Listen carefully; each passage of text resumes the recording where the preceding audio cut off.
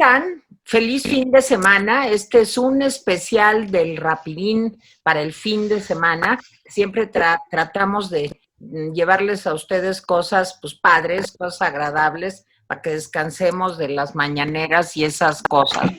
Y bueno, y esas cosas tenebrosas. Más agradable que las mañaneras es que sí, las mañaneras están muy cabrones. Perdonen ustedes el lenguaje, ¿verdad? Pero bueno, pues así hablamos los mexicanos. Bueno, pues saludo con mucho entusiasmo a Jaime Guerrero, como todos los días. Jaime, ¿cómo estás? Hola, Tere, bien. Mi querida Gaby Guerrero. Hola. Del Rincón de la Orfandad, aquí estás. Hoy no estoy huérfana. No, y también del Rincón de la Orfandad, Nicolás Alvarado. Nico, ¿cómo estás? Bien, ya somos muchos en el Rincón de la Orfandad, Gaby, Cofepris, yo. ¿Cofepris? Así es. No, Cofepris tiene, pero como el padrastro de Blancanieves, más o menos. Bueno, pues, ¿cuál es la propuesta de hoy, Gaby? ¿De qué vamos a hablar? La propuesta es películas basadas en obras clásicas. Este tema se me ocurrió porque en un principio parece muy difícil, o sea, hay tantas películas basadas en obras clásicas, pero uno va pensando y realmente es todavía más difícil de lo que uno cree y más fácil también, porque casi todas las películas tienen algo de inspiración en alguna obra clásica. Pero por supuesto, digo, nos referimos no solamente a las películas que son adaptaciones fieles, como digamos Drácula, Frankenstein, me refiero a cualquier tipo de película que pueda traer las obras clásicas a hacer una buena película. Y eso es más difícil de lo que parece. Es Defina. Nicolás, a ver, empecemos contigo. No, es que lo que le digo a Gaby es defina clásico. Clásico, digamos, es como cualquier obra del siglo, digamos, antes de Cristo, obras clásicas, obras griegas, obras romanas, hasta el siglo XIX, digamos. Hasta el siglo XIX. Me hasta parece el siglo muy... XIX. Sí, me digo, parece una buena criba. Claro que, digamos, yo creo que tiene toda la razón, Gaby. Es mucho más difícil, pero también mucho más fácil de lo que parece. Porque, bueno, en alguna medida, pues, finalmente, pues, toda la ficción tiene un origen aristotélico. Es decir, pues, así ya, la tragedia, el concepto de la tragedia y la unidad temporal y espacial de la tragedia, pues, están presentes en casi cualquier obra de ficción. Es decir, incluso para construirse contra, digamos, la concepción aristotélica de la narrativa. Entonces, tiene razón Gaby, es decir, todas las obras tienen algo de clásico, pero supongo que aquí estamos hablando de adaptaciones directas de clásicos. Entonces, bueno, yo primero voy a denunciar un robo, porque ya habíamos hablado, Gaby. Gaby me robó mi película favorita y va a hablar de ella. A ver, espérenme, pero miren, para ponernos en orden, ¿cómo ven si cada quien da una película, luego damos una segunda ronda, la segunda, y una tercera ronda, la tercera, para que no digamos de un jalón todos, ¿no? ¿Les parece? Empezamos con el lugar 3. El lugar 3 de nuestro top 3. Van a ser 3 películas cada quien. Empecemos de abajo para arriba. Oye, y entonces Gaby te robó tu película, Nico. Pero Gaby robó mi película 2, y si es de abajo para arriba, entonces voy a hablar de la 3. Bueno, pues órale, Nico.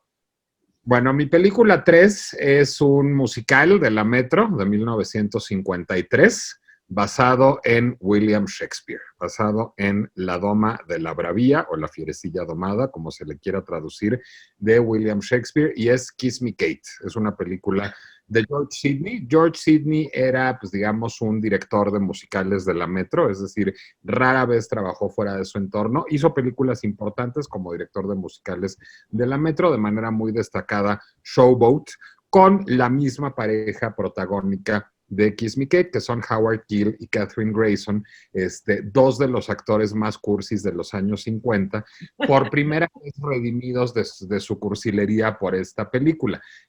Katherine Grayson era, pues digamos, parte del linaje de sopranos de la Metro-Goldwyn-Mayer, es decir, cuando ellos fichan a Diana Durbin y la dejan ir, de pronto se dan cuenta del error que cometen y de que tienen que cultivar sopranos locales. Jane Powell fue una, por ejemplo, Katherine Grayson fue otra. Howard Keel era un galán con voz de barítono, también cursilón. Y sale Ann Miller, la mejor bailarina de tap, dotada de unas piernas prodigiosas en todos los sentidos del prodigio, en esta película basada en un musical de Cole Porter. Es interesante cómo Cole Porter y Sammy Bella Spewak, los guionistas, conciben esta película.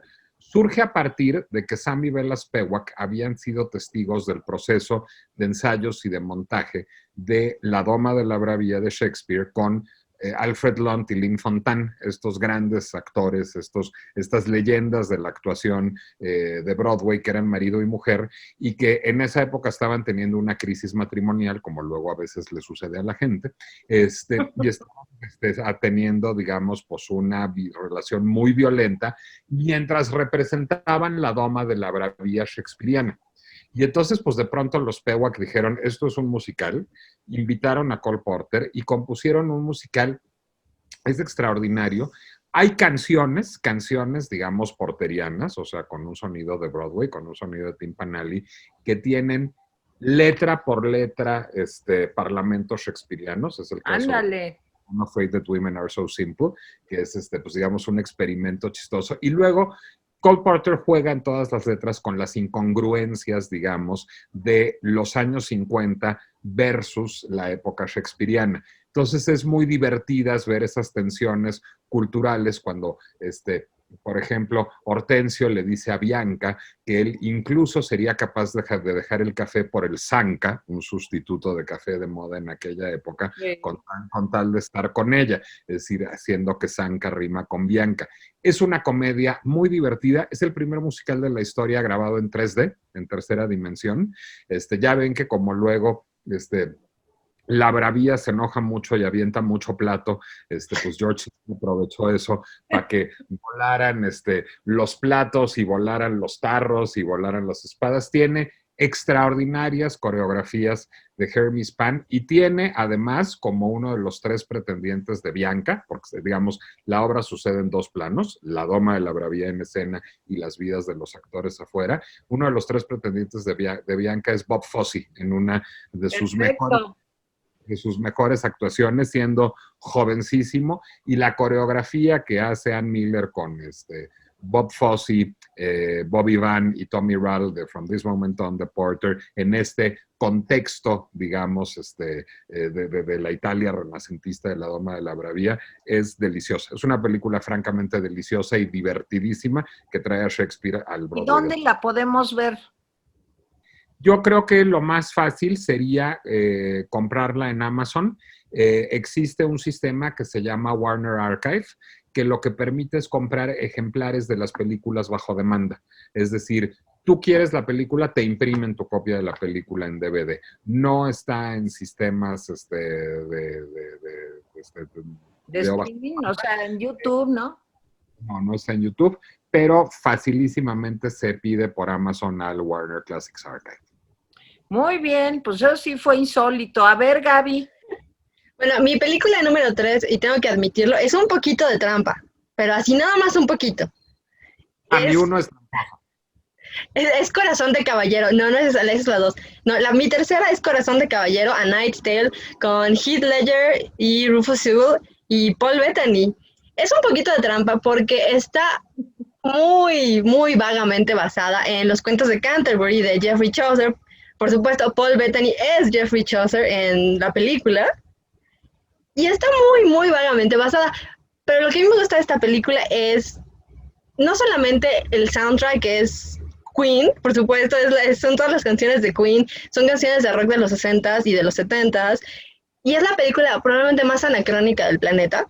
Es medieval, pero es como medieval cool, digamos. ¿Cómo es medieval cool? Eso sí, Es no como- lo quiero imaginar. es como medieval, pero como divertida, como muy millennial, muy traída al siglo XXI. Como medieval con Queen, digamos. Exacto, y es una película que realmente, o sea, el punto del director, y siempre lo dice, cuando se quejaron amargamente todas las personas que la vieron, que dijeron, es una película, pues es anacrónica, es medieval, debería tener un soundtrack de música medieval, lo que él dijo es, pues yo lo que quería traer era o sea, estas situaciones medievales, las justas, las peleas de caballeros, el amor cortés, traerlas a un contexto siglo XXI, que la gente pueda sentirse accesible, pueda sentir como que puedan vivir estas situaciones. Y realmente lo logra. Todo el tiempo uno siente que está viendo, sí, una película medieval, pero también una historia de amor moderna, una historia romántica, una historia muy, muy de hoy, digamos. A ver, ¿y cómo se llama otra vez? Corazón de Caballero es del 2002, 2004. Yo ya la vi. Te quiero decir que a mí sí me gustó. Sí. Es increíble, pero no solamente es el hecho de que está basada en Geoffrey Chaucer, hay toda una historia que me parece súper interesante. Geoffrey Chaucer es por supuesto uno de los escritores más importantes del inglés, vivió en el siglo XIII y como era escritor y era un oficial público de Inglaterra, su vida está súper bien documentada. Excepto durante un año que desapareció, y se supone que esta película del Corazón de Caballero pasa durante este año, que no está documentado en ninguna parte. Y que todos sus problemas de apuestas, de deudas, que lo desnudan en la calle, que lo quieren golpear porque apuesta demasiado, se supone que todo esto pasa en este año que está desaparecido. Y la película misma trae una cantidad de referencias a obras de Chaucer, el cuento del perdonador, que es otro cuento de los cuentos de Canterbury, el cuento del sicario también es otro cuento, y va y te los cuenta y te los dice. Por ejemplo, el Heath Ledger, por supuesto, es William, que es un nombre... Es el mero mero y se llama William Thatcher, y se hace pasar por un caballero llamado Ulrich von Liechtenstein, que es, por supuesto, un caballero real. No de la misma época, si es de una saga anacrónica, pero Ulrich von Liechtenstein fue uno de los creadores del amor cortés de la corte de Leonor de Aquitania. Y entonces todas estas pequeñas referencias, bueno, hasta hablan de Shakespeare, a pesar de que se supone que es el siglo XIII, así que, digo, yo me acuerdo de una escena que es de las que más me gustó, que es cuando los dos caballeros están en una justa o batalla, ya saben, a caballo con su lanza, y tocan We Will Rock You. Entonces, pero exactamente. Es maravillosa, a mí me gustó mucho.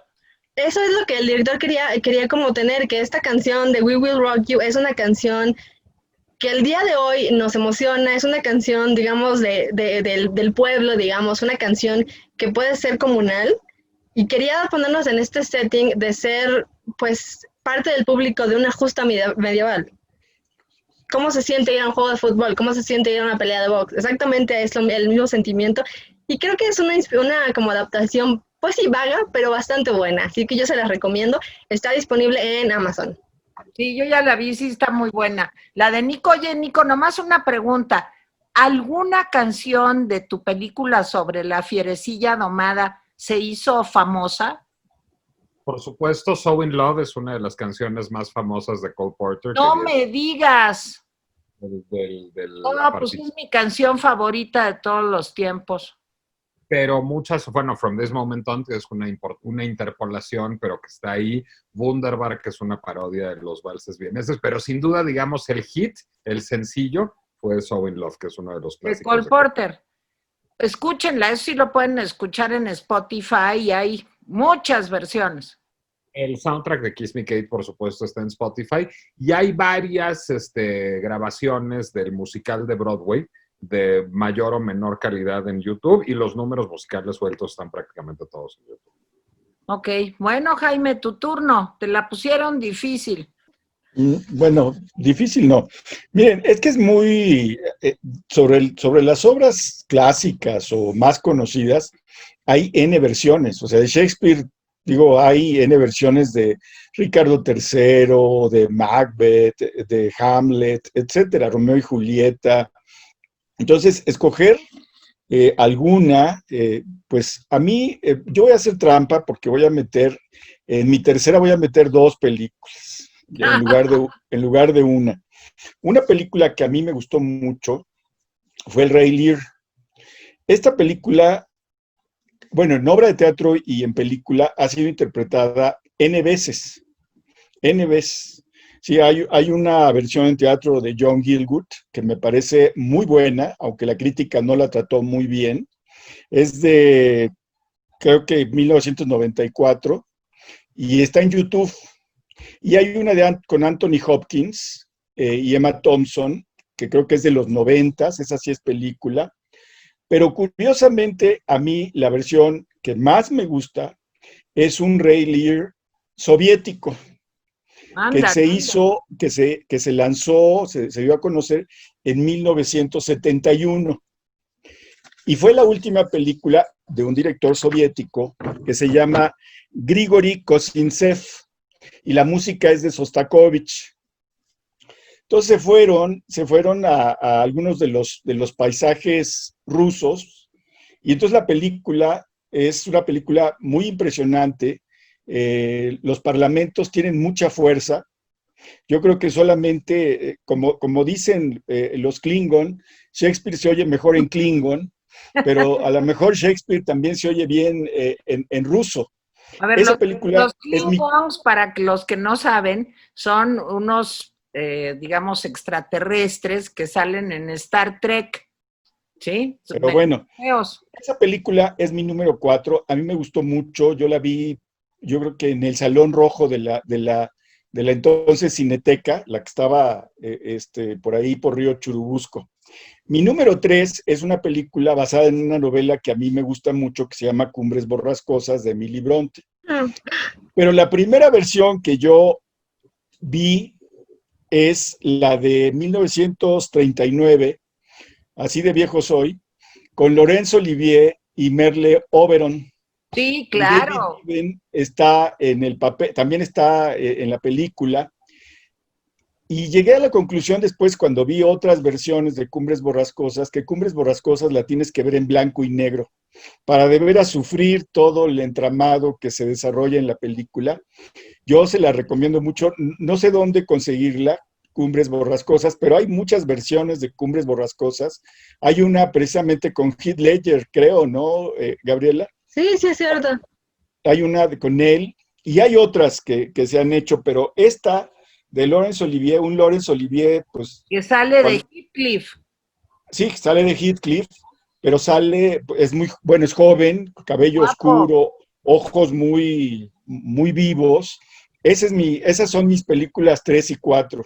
Yo creo que pueden ver, pues, el Rey Lear, la versión de John Gielgud, que está en YouTube, y pueden ver otra versión de Cumbres Borrascosas, que hay mucho. Creo que incluso Timothy Dalton, el que después fue, o James Bond, hizo una versión en los 70s, así que hay para lo que quieran. Ok. Yo una cosa, sí hay que ver Cumbres Borrascosas en blanco y negro. La versión producida por Alexander Korda con Laurence Olivier y Merle Oberon es una maravilla, pero no vean en blanco y negro la versión de Luis Buñuel con Jorge Mistral e Iracema Dilián, que se llama Pasión, y que es el peor momento de Buñuel probablemente. Sí, totalmente de acuerdo. Yo no la he visto. Es insoportable. Yo creo que yo nunca la he visto completa y la poseo. Es decir, no la aguanta uno. Es malísimo. No, nunca no sabía ni de su existencia. ¿De la existencia de la de Laurence Olivier no sabías? No, de la de Luis Buñuel. Ah, sí. No, Sí, sí. la de Laurence Olivier la he visto muchas veces y me encanta. Pero la de Luis Buñuel yo no sabía, Nico. Cuando Buñuel hacía películas por encargo a principios de su carrera mexicana, es más o menos como de la misma época de Gran Casino, que es otra de las peores películas de Buñuel, le encargaron, creo que ya a Oscar Danziger, pero con quien empezaba a trabajar, que hiciera pues una Cumbres Borrascosas con Jorge Mistral e Iracema Dilián. Es atroz la película. No es para nada, o sea, no es buñueliana, no es surrealista, es un melodrama chafa con Jorge Mistral e Iracema Dilián y es de risa. Es muy fácil de conseguir, eso sí, porque como es de Buñuel, está editada en video y es fácilmente asequible en cualquier librería educada, digamos. Bueno, pues yo les voy a dar mi tercera película. esta es una película que yo vi en secundaria, he de haber tenido como 11 años, y nos la pasaron pues había como un pequeño auditorio en la escuela, y nos pasaron esta película, y yo quedé horrorizada, me pareció una historia terrible, y luego la he vuelto a ver y he visto otras versiones, hasta una con el hijo de María Félix, con Enrique Álvarez Félix, y pues es tremenda. Se llama El retrato de Dorian Gray. Esta es una película de 1945 que está basada en un libro de Oscar Wilde. Y yo creo que en esa época, cuando yo estaba en la secundaria, imagínense hace cuántos años, pues estaba de moda como ese tipo de películas, porque de esa época recuerdo también La piel de Zapa, basada en una obra de Balzac, si no recuerdo mal, que vi una versión argentina con Hugo del Carril, que ustedes no saben quién es. Dioses. Bueno, Hugo del Barril. La vi más o menos en esos años, en la secundaria. Creo que era Mirta Legrand, si no recuerdo mal, y Hugo del Carril. Y bueno, a mí me impresionó muchísimo tanto El retrato de Dorian Gray como La piel de Zapa, dos películas que ocuparon mis pesadillas nocturnas muchos años. Bueno, esta del retrato de Dorian Gray es con un señor que a mí me cae mal, que se llama George Sanders. ¿Cómo te puede caer mal George Sanders? George Sanders es casi mi alter ego. A mí me cae tan mal. No te oigo, Nico. Soy muy fan de George Sanders. No, a mí se me hace tan sangrón y tan sobreactuado, pero bueno, él no es Dorian Gray, ¿sí? Él no es Dorian Gray. Él ya estaba, imagínense, ya estaba grandecito cuando se filmó esta película en 1945. Es con George Sanders, con Donna Reed, ¿se acuerdan de ella? Sí, o sea, claro. una... Sí, pero ¿por qué te cae mal George Sanders? Era un tipo muy simpático. Muy elegante. Yo sí, tenía mucho porte. Yo lo vi, creo que, no sé si es la primera versión o no, del Fantasma y la señora Muir, ¿sí? Él sale, no, después la hizo Rex Harrison, después la hizo Rex Harrison en los 50, pero en los años 40 fue George Sanders, y también hace La Malvada, ¿no? Sí, claro. Sí, y la verdad es que a mí siempre me pareció un tipo que tenía como pues mucha gama de actuación, podía ser un papel como el del fantasma o otros, ¿no? O sea, tiene una voz preciosa. Tiene una voz preciosa. Me cae muy mal el cuate, me cae pésimo. Bueno, pero esa película, además, con Angela Lansbury, que luego se volvió pues tan famosa en una serie de televisión de detectives, que a mí me gustaba muchísimo. Pues Murder, She Wrote. Sí, ¿se acuerdan? Sí. Sí, claro. Yo nunca la vi. En que ella era una escritora y entonces vivía en un pueblito y entonces escribía novelas policíacas y sí, muy Agatha Christie. Sí, era un tip de mi marido y mía, nos gustaba mucho ver esa serie con Angela Lansbury. Ella era muy mayor, es decir, ya antes había sido Marilyn Monroe, había sido nominada al Oscar por The Manchurian Candidate, había tenido antes una larga carrera en la Metro, es decir, Angela Lansbury es una de las leyendas tanto del cine como del teatro en Estados Unidos, siendo inglesa ella. Pero fíjense, en esta película del retrato de Dorian Gray, pues salía de una chava guapetona, o sea, 1945, lo que yo les contaba Nicolás de Mame en Broadway y después la serie esta de televisión que veíamos, pues eso es como de los años 90, más o menos. O sea, es de los años 60 y Murder, She Wrote es de los años 80. Bueno, pues imagínate, ya no digas porque me van a calcular la edad y entonces ya se ve más peor. Pero bueno, ese es mi tercer lugar. Supongo que la pueden ver en YouTube, me imagino. Es una gran película, es un clásico. A mí me asustó. No lleven a una niña de 12 años a verla como a mí me llevaron, porque lo horrible es cuando ves cómo se fue volviendo el retrato de Dorian Gray. Nunca se me olvidará, era una cosa espantosa. y me dio mucho miedo, pero creo que es una gran película en blanco y negro. Y bueno, Oscar Wilde yo creo que es uno de mis autores favoritos, su sentido del humor, su acidez, digamos la mundanidad con la que habla y escribe, pues hacen que esta película basada en esta novela de Dorian Gray, pues sea una de mis favoritas. Y vamos al segundo lugar. No está en YouTube, Warner Classic Archive, pídase por Amazon. Sí. Por Amazon, entonces. No está YouTube. Hay una versión que está aquí de 2009 del retrato de Dorian Gray. Si es la que vi, no vale la pena verla, pero porque yo vi una versión más o menos de esa época y no me gustó. Pero esa que dices, pues sí, vale la pena verla. Sí, la Y que es lo está mismo, la o que sea, está en el Amazon blanco es y mala. negro funciona bastante bien en esta película. Sí, grandes actuaciones, de veras. A ver, Nicolás, tu segundo lugar. Bueno, mi segundo lugar, como Gaby me robó la que yo quería que fuera mi segundo lugar, Híjole. entonces decidí que iba yo a optar por competirle con otra adaptación teen de un clásico literario. Es una adaptación de Las amistades peligrosas de Choderlos de Laclos, pero no es Las relaciones peligrosas de Stephen Frears con Glenn Close y John Malkovich y Michelle Pfeiffer, no es Valmont de Milos Forman con Annette Bening y Colin Firth, no es Les Liaisons dangereuses de Roger Vadim con Jean Moreau, todas esas películas son muy buenas, véanlas, con Jean Moreau y Gérard Philippe, sino esta es Cruel Intentions, película de 1999, perdón. 99, sí.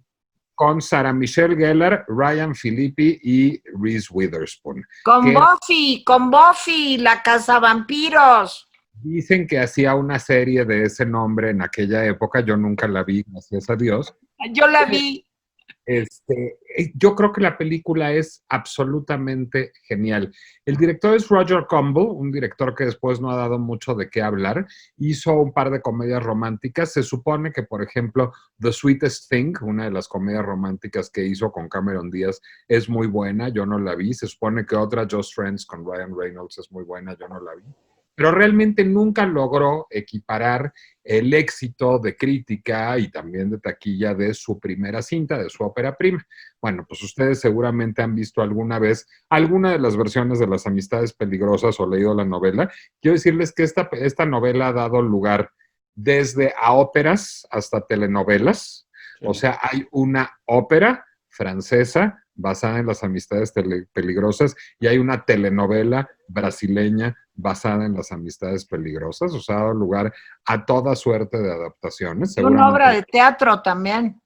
Christopher Hampton, por supuesto, que fue la que la volvió a poner. No habría ópera, ballet, telenovela, etcétera, sin esa ópera. Por cierto, una influencia muy importante, ahora que hablabas de Mirtha Legrand, que figura a menudo como referente en la Boquitas Pintadas de Manuel Puig. Boquitas Pintadas de Manuel Puig es una novela que toma muchos elementos de la trama de Las amistades peligrosas. Bueno, pues es la historia, digamos, de dos personajes profundamente amorales, Valmont y Merteuil. Aquí llevan esos apellidos de origen francés, pero se supone que son adolescentes privilegiados del Upper East Side de Manhattan, es decir, en los años 90.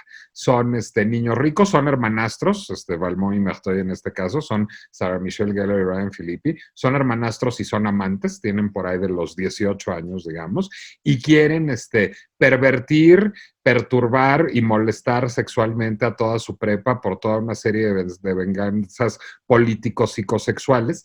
Y entonces uno descubre una cosa, uno descubre que lo más parecido a la decadencia cortesana de la Francia del siglo XVIII es la prepa, y por eso termina uno tan contento de haber salido de la prepa. Yo la vi ya no siendo preparatoriano, pero no tenía yo mucho de haberlo dejado de ser, es decir, yo tenía como 24 años cuando vi esa película, y sí, en efecto, es muy perturbador cómo las intrigas políticas emocionales y sexuales de la prepa son como de la aristocracia francesa del siglo XVIII. Y es una película que adapta muy bien las mores sexuales y políticas de la Francia del siglo XVIII al Nueva York de los años 90 y que logra, digamos, reflejar pues cómo ahí hay una aristocracia, un poco, digamos, pues ya en un grado de decadencia, de fin de raza, digamos, que ya están completamente trastocados todos sus valores morales. Pero ver esa historia que uno conoce y que ha visto con adultos, con adolescentes, en el Nueva York de los años 90 es divertidísimo. Es una genialidad de película. Cruel Intentions de Roger Campbell está en iTunes. En iTunes. Sí, yo ahí quisiera decir que cuando uno ve la de John Malkovich y Michelle Pfeiffer, y luego ve la de Sarah Michelle Gellar, la de Sarah Michelle es como que se quitaron los guantes y dijeron, ahora sí vamos que la otra, ¿sí? Mucho más fuerte. Me pareció una gran película y de hecho, pues se dudaba que Sarah Michelle pudiera actuar, porque decían, pues es que Buffy es, etcétera. Por cierto, que te pierdes de una gran cosa con Buffy, Nicolás. Sí. Y en ese momento, cuando ven la actuación de Sarah Michelle, ahí dicen, wow, es una gran película, yo estoy de acuerdo. Yo vi las dos películas, no he visto la francesa, pero he visto la de John Malkovich y esta, y es una película muy buena. La de Milos Forman es extraordinaria también, con Annette Bening y Colin Firth. Y yo creo que Annette Bening es la marquesa de Merteuil más sexy de la historia del cine. Esa yo no la he visto, fíjate. Es buenísima también. ¿Y cómo se llama esa? Valmont. Valmont. Es de Milos Forman y es contemporánea a Las relaciones peligrosas Sí, al mismo tiempo. Bueno, pues es el segundo lugar de Nicolás Alvarado. Gabriela Guerrero, tu segundo lugar. Es mi robo.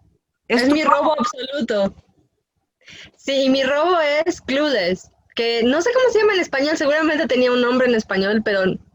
Ni idea, porque soy tan viejo que la vi en el cine, Gaby. Ni A ver, idea. ¿la de Donald Sutherland? Nada que ver, ok. Clueless, ni idea en español.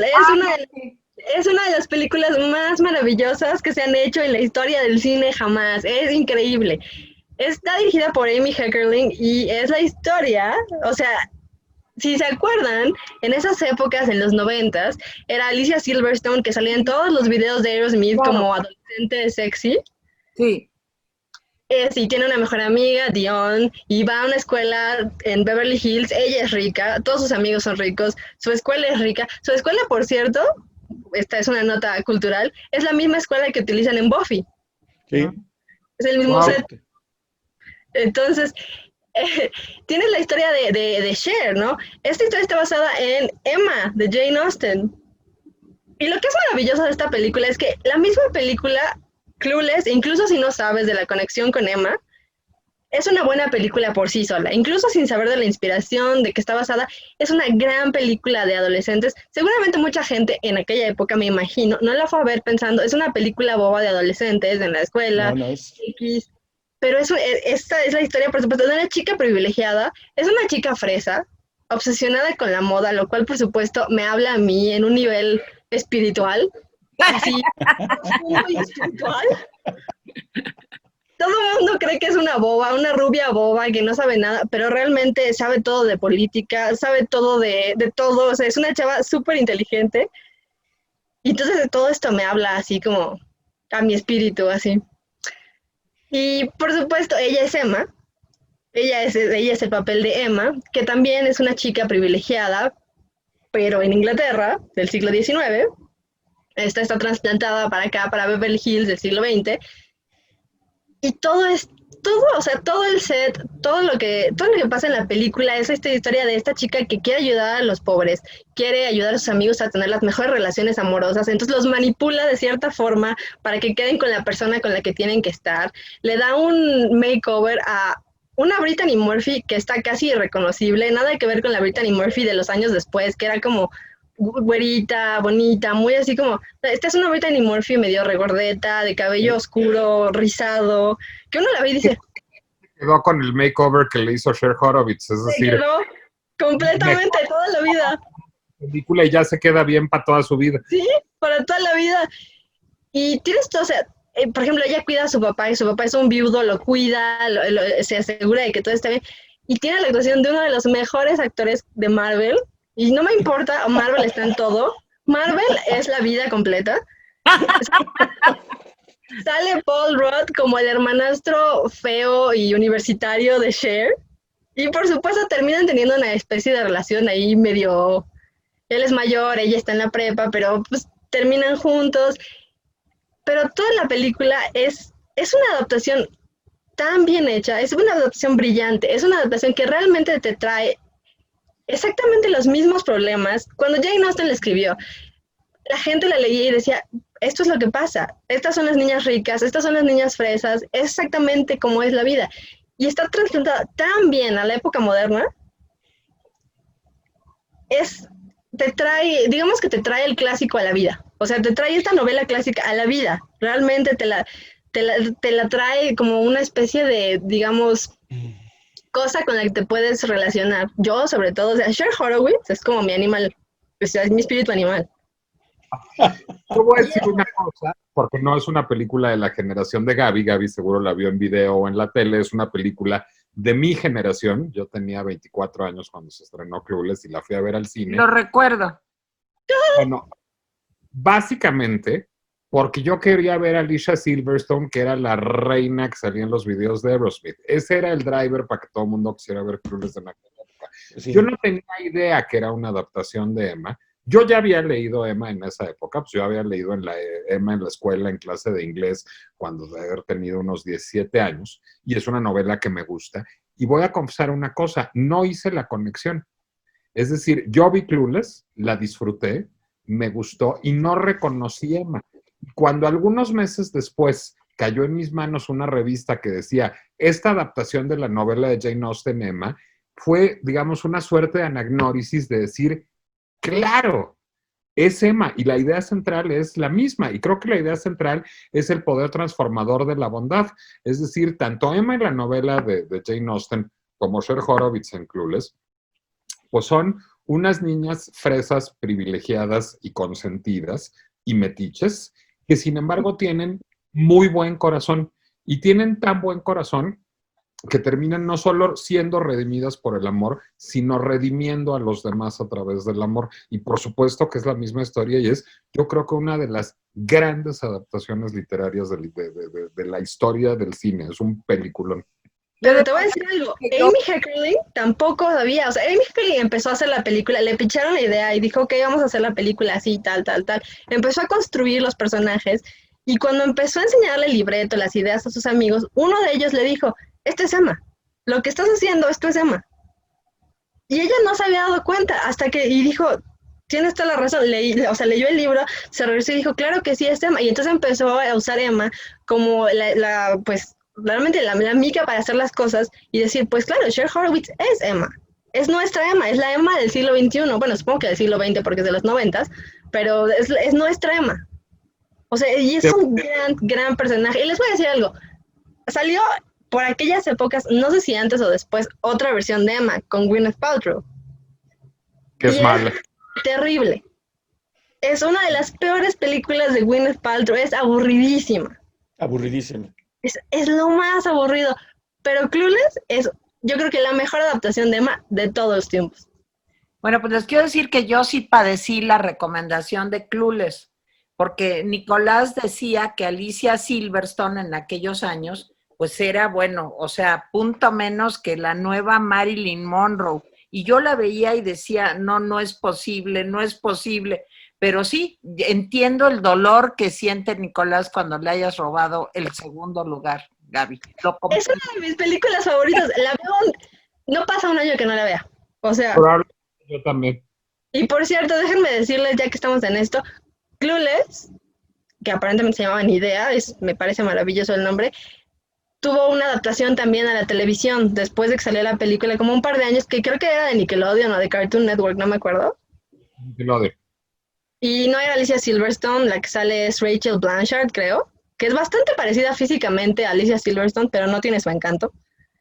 Y salieron varios personajes de la película, o sea, de los actores, los trasplantaron, y es bastante mala. La de la televisión es bastante X, como que Cher Horowitz perdió todo su encanto, toda su identidad y se volvió una niña boba X de Beverly Hills.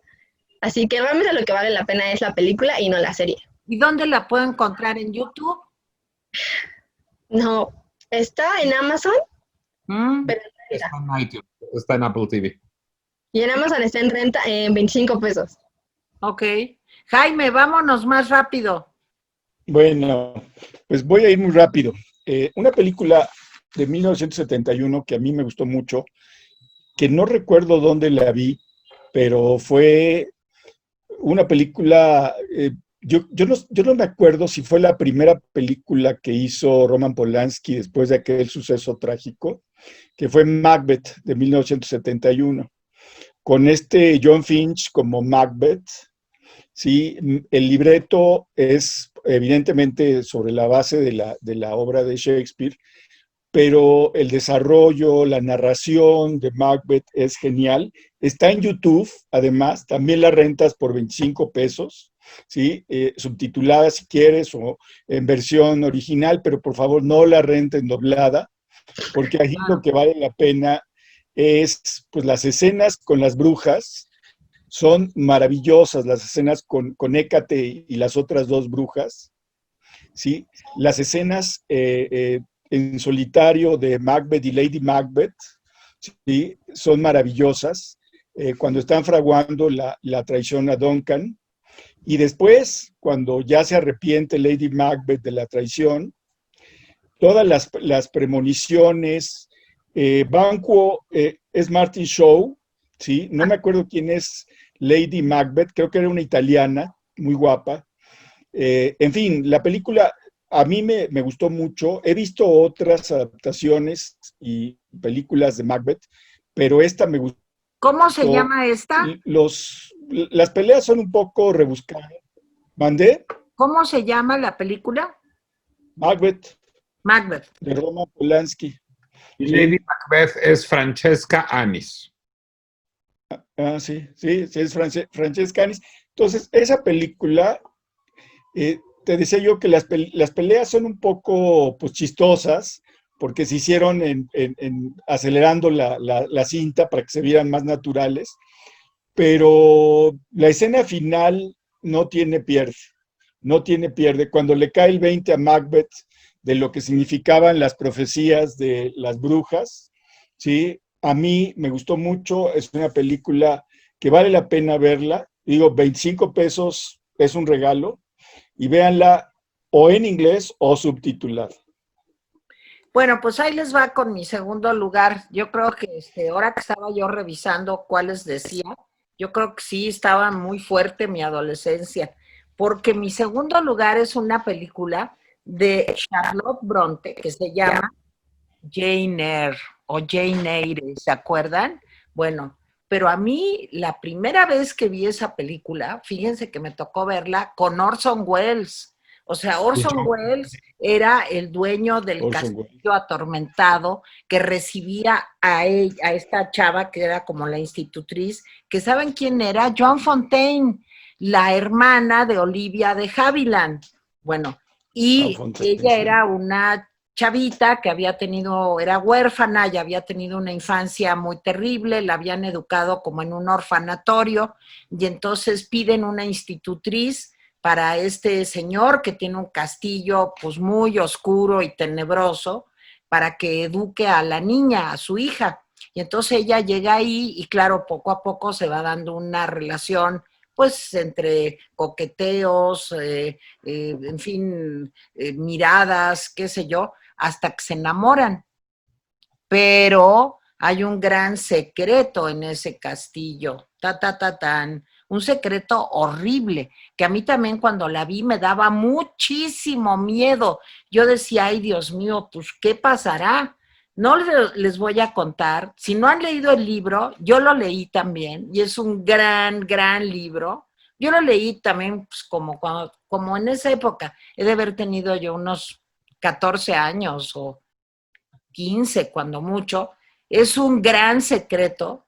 Y bueno, la escena final de la película, se quema el castillo, todo el castillo se quema, y está Orson Welles, que era delgado y guapo, no era el señor hipergordo, obeso que muchos de ustedes recuerdan, y la escena final donde se ve el castillo quemándose, se ve que esto estaba como muy de moda, que se quemaran los castillos y las casotas, pues a mí me impresionó mucho. Si estaba John Fontaine cerca, todo se quemaba. ¿En cuál? Le estás haciendo el chiste por Rebeca. Sí, pero no, porque ese es mi número 1. No me la quemes. No me digo la... nada. Bueno, cuando Terry Valley y John Fontaine están cerca, las casas se queman. exacto. Bueno, no sé cómo se pronuncia. Yo lo conozco como John Eyre. Supongo que se dice... Jane Eyre. Jane Eyre, bueno, es de Charlotte Brontë. Y de veras véanla porque es una gran película. Luego se han hecho miles de versiones, sí. Yo la he visto 1000 veces, se han hecho series de televisión, pero esta con John Fontaine y Orson Welles es extraordinaria. Y es en blanco y negro también, y es de mucho mello, mucho mello. Es extraordinaria. ¿Cómo será de extraordinaria? Que es la segunda película favorita de Tere Valley, a pesar de incluir a una de las actrices a las que más detesta en la historia del cine, que es Margaret O'Brien. Ay, bueno, era súper sangrona. Pero la niña es Margaret O'Brien. Es la niña sangrona, es la Margaret O'Brien. Sí, me choca. Sí, era muy sangrona, pobrecita. Casi tanto como George Sanders. Bueno, a ver, Nicolás, vamos a tu número 1. Mi número 1 es Trampa, pero me di cuenta de que era trampa ya estando en el Zoom, porque no, es que cuando hice un pequeño ejercicio de fact-checking, Gaby puso la criba del siglo XIX y yo postulé una película basada en un autor del siglo XIX, pero ¿qué creen? Que esta novela ya la escribió en el 20 y yo no sabía, yo pensaba que la novela era del 19 y no es cierto.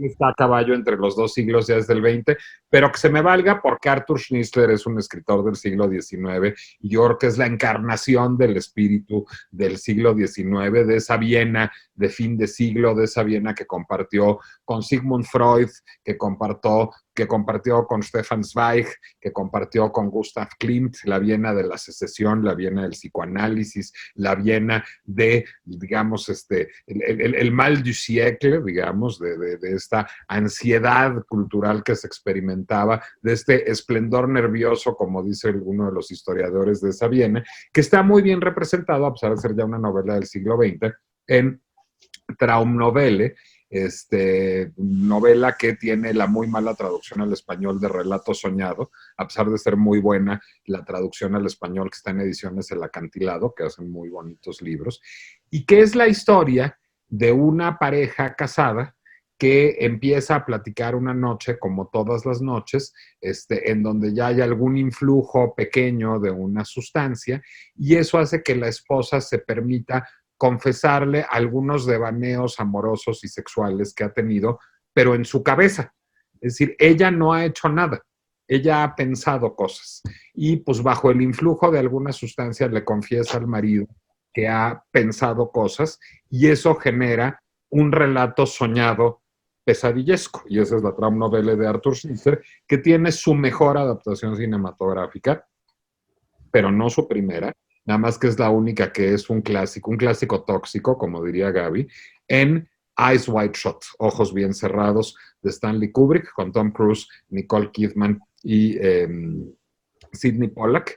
Es una de las grandes películas de la historia del cine. Es una película extraordinariamente perturbadora en términos emocionales, amorosos, sexuales, estéticos también. La fotografía es muy perturbadora. Es una política que yo creo que ya será un avatar más de mi masculinidad tóxica, porque yo creo que es una de las grandes meditaciones sobre lo femenino y sobre el eterno femenino, eso que ya no está de moda, que haya habido en la historia del cine y en la historia de la literatura también, y sobre, digamos, la inmanencia de lo femenino.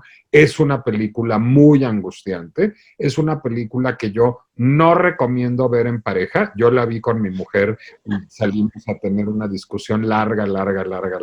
Mejor hagan Noche de Hombres o Noche de Mujeres y lo vamos a ver. Bueno, se divorció Nicole Kidman de Tom Cruise.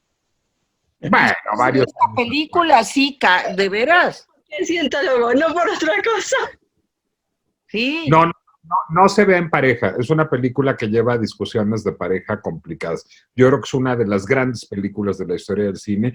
Casi todas las de Kubrick, pero yo creo que es de lo mejor de Kubrick, Eyes Wide Shut. Y la novela de Schnitzler, que está plenamente disponible en Acantilado, vale la pena leerla. Eyes Wide Shut está en todas partes. Está en Amazon y está en iTunes.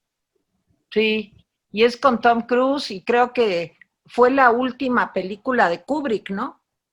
La Sí, última película de Kubrick, de hecho, no fue al estreno. Murió pocos días después de terminar su postproducción. Sí, la última. Gaby, a ver, vamos.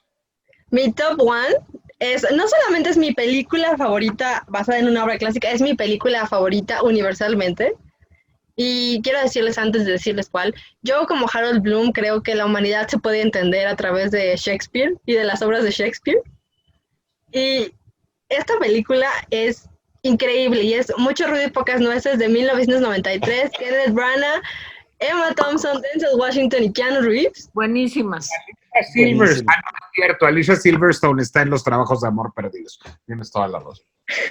Es una película, bueno, es una adaptación genial. Está basada en Mucho ruido y pocas nueces, es una de las comedias de William Shakespeare.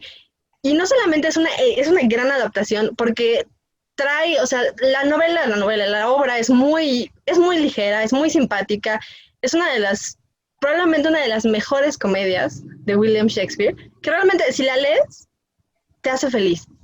Sí. Pero la misma película lo hace tan bien que todo acerca de la película, incluso los momentos más dramáticos, más trágicos de la película, que tiene bastante pocos momentos trágicos, incluso esos momentos te hacen feliz y te hacen sentirte así como, wow, mira qué vida tan cool llevaban en la mesina del siglo XV, todo era tan cool, el sol, el queso, las uvas, el río y las personas. Y los que están mejor en la película son Kenneth Branagh, que hace pues de Dominic, y está Emma Thompson, que son, pues, en la película son como una pareja, no pareja, son una pareja, ella es Beatrix, y como que se coquetean, se odian, y tienen como este flirteo como agresivo, y sí, tóxico, no me importa, es tóxico, pero lo hacen también hay que decirlo, en esta película estaban casados, esto es pre el drama de Helena Bonham Carter y Frankenstein, ¿no? Entonces están casados, y yo creo que es la mejor actuación de Kenneth Branagh. O sea, sin decirlo, es la mejor actuación de Kenneth Branagh. Kenneth Branagh es, por supuesto, es un estudioso de Shakespeare, es un irlandés estudioso de Shakespeare. Y no viene de una familia rica, lo cual, según él, jugó una parte dentro de esto, porque pues le puso todo como visión de cómo era la vida común, la vida para la gente común en la Mesina de este siglo. Y el soundtrack no es, por supuesto, no es moderno, el soundtrack sí es bastante más, digamos, medieval, pero es maravilloso, es ligero, es mágico. La fotografía es de Italia, por supuesto. Sí. Es increíble. El vestuario, a pesar de que es tan simple, es increíble. No es una película moderna, o sea, no es una película que uno vea y diga, pues sí, los diálogos son modernos. Algunos de los diálogos están tomados palabra por palabra de Shakespeare, así como transliterados exactamente, pero funcionan. O sea, están tan bien dichos, o sea, el ritmo de la película es tan rápido y tan bueno que nunca te aburres, nunca sientes que estás viendo una película así como, qué flojera, ¿no? Quiero ver un clásico de William Shakespeare. Ugh. Como que uno lo ve y dice, esta película es una rom-com del siglo XIX. O sea, te sientes como que estás en el Teatro del Globo y dices así como que es lo mejor, esta es la mejor película. Y ese es Déjenme hacer una postilla a la recomendación de Gaby que remezcla 3 de las recomendaciones de hoy. Kenneth Branagh, que ya ven que hizo muchas adaptaciones shakespearianas, tiene una versión extraordinaria de Los trabajos de amor perdidos de Shakespeare, como musical de Cole Porter, con puras canciones de Cole Porter, protagonizada por Alicia Silverstone. Y es una gran película que vale la Ah, pena. caray, eso no lo he visto. Es un remix de 3 recomendaciones de hoy y es divertidísimo. Ok, Jaime, tu primer lugar. Mira, sobre ese Mucho ruido y pocas nueces, sí vale la pena decir que es una película que te hace sentir optimista. Las actuaciones, por ejemplo, de Denzel Washington, a mí me gustó mucho Denzel Sí. Washington en esa película. Y Michael Keaton está genial. Michael Keaton está muy bien. Vale la pena señalar esas dos actuaciones. También sale el doctor Wilson, el mejor amigo del doctor House, que no me acuerdo cómo se llama el actor nunca, pero son actuaciones, todas las actuaciones están muy bien. Bueno, mi primera recomendación es, ¿cómo le haríamos para hacer una película con los principales personajes de las novelas o los cuentos del siglo XIX? Es decir, tomar al doctor Jekyll y Mr. Hyde, tomar al hombre invisible, tomar Drácula, tomar a Tom Sawyer, etcétera, meterlos todos, ¿sí?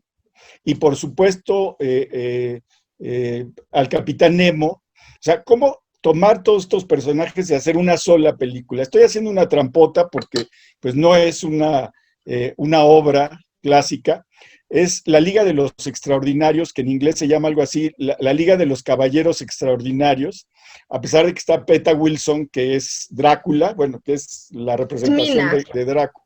Es Mina Harker. Es una película de con Sean Connery. Sean Connery hace el papel de Quatermain, de Alan Quatermain, un papel que curiosamente el actor del Dr. Kildare hizo unos años antes con poca fortuna, ¿sí? Pero esta película de la Liga de los Extraordinarios está muy bien. Entonces, está el hombre invisible, está el Dr. Jekyll, está Dorian Gray, está el Capitán Nemo, y tú dices, aquí falta Sherlock Holmes, porque es el otro personaje que falta.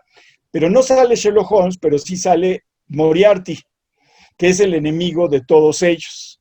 Es una película ligera, es una película de aventuras, bien actuada, muy bien actuada. Sean Connery está, como de costumbre, bastante bien, ¿sí? Y es una película que pueden encontrar en Amazon Prime, ¿sí? Es de esas películas que también te hace sentir muy bien.